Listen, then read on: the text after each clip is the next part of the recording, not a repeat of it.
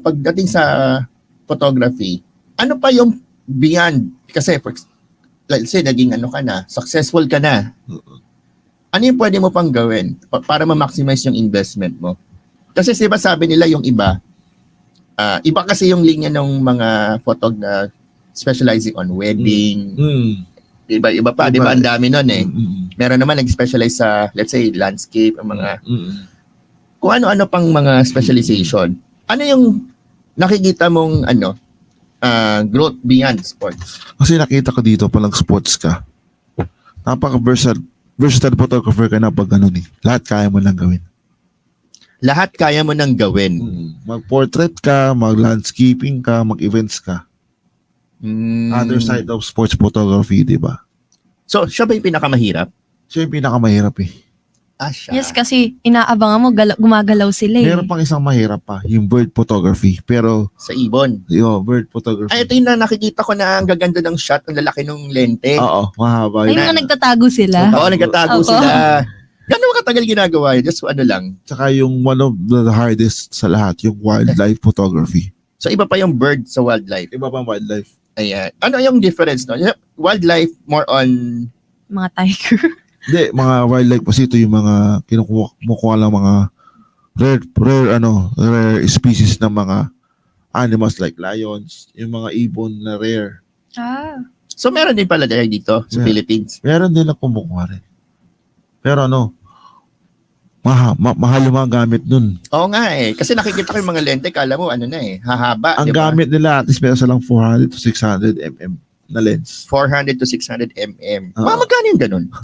Yung mga gano'n, mahina 300 to 500 isa. Lente pa lang. Hindi pa lang. Grabe. Hindi pa kasama yung camera body at yung iba pang mga kit. Hindi pa kasama. Equipment, Hindi diba? pa kasama.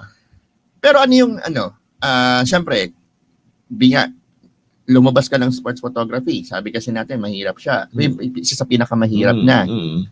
Let's say, trip mo lang, hobby mo. Tumalon ka ng wildlife. Invest ka ngayon ng mahal na camera. Actually, yung body mo, yung pa rin gagamitin mo yan. Same body, Pero invest ka lang sa lente. lente. Pero saan mo pa siya pwedeng magamit? Or Kasi yung usually right now, yung naka-versatile na ginagamit natin ngayon sa industriya, basic kung gusto mo talaga lang kailangan for wildlife tsaka sa sports, 300 mm minimum. 300 mm minimum. Meron din 400, pero ito yung ginagamit na sa tennis. Pero nasa taas ka na nun. Oo nga, no? Bagay, yung tennis, ang bilis din ng Pero sa taas ka makukuha, hindi sa baba, sa taas. sa taas. Oo. Ito yung, okay, ano siya? Ito yung mga nakikita natin. Yes, kita yung dalawang naglalaban. Yes. Meron din palang no? Specific position. Meron din ng mga certain na ginagamit na post kung saan kang pupesto. Maganda. So ano to? Predefined, syempre. Hindi, binibigay ng yun, ng PR yun, kung saan kang pupesto talaga. Tapos sa anong World Cup, meron sa baba, meron sa taas. Syempre, hindi ka pwede pumili. Hindi.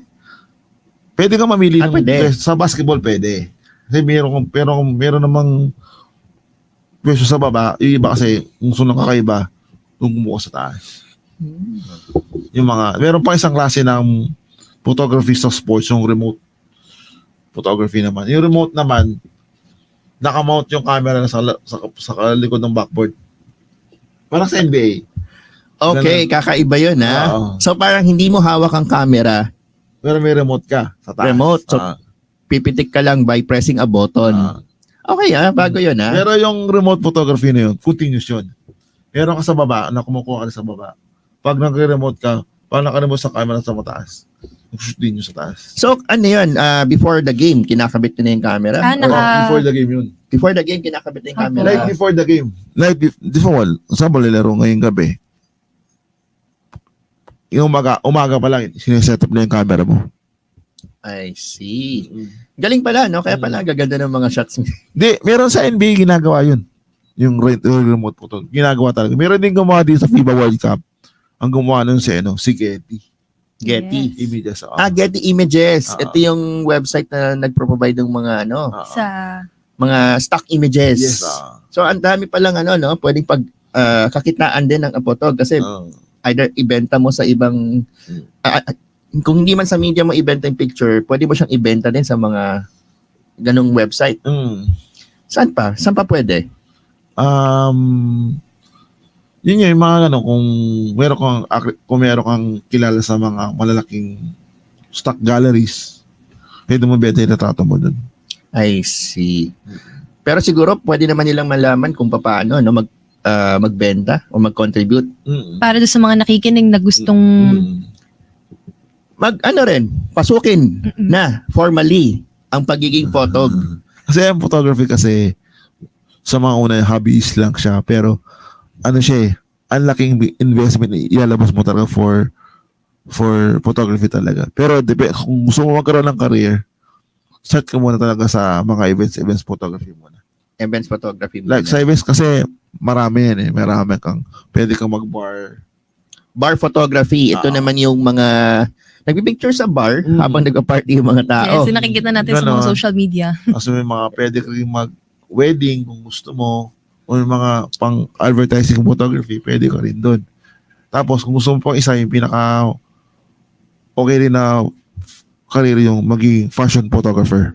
Fashion photographer, mas malapit kay Mariam. Kaya sa tingin nyo, naan nyo na po ba na pumasok doon sa fashion photography?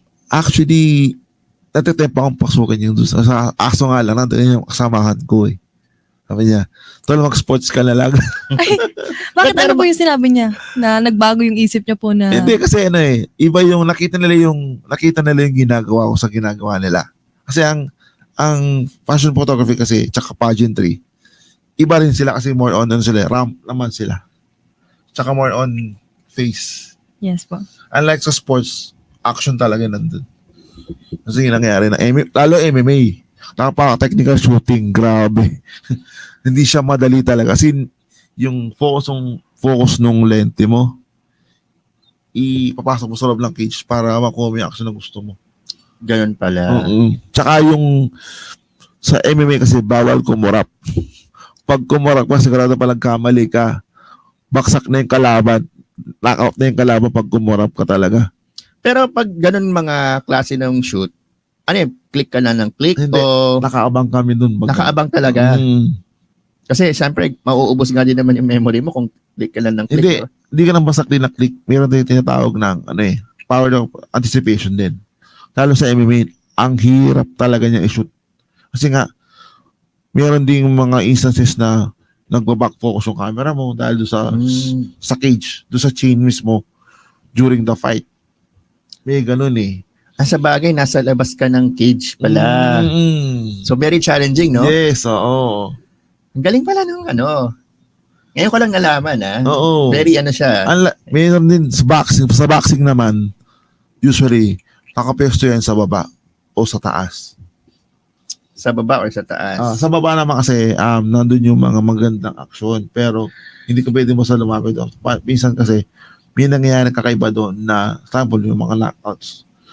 Minsan nababaksakan yung mga photographers, ng mga fighters.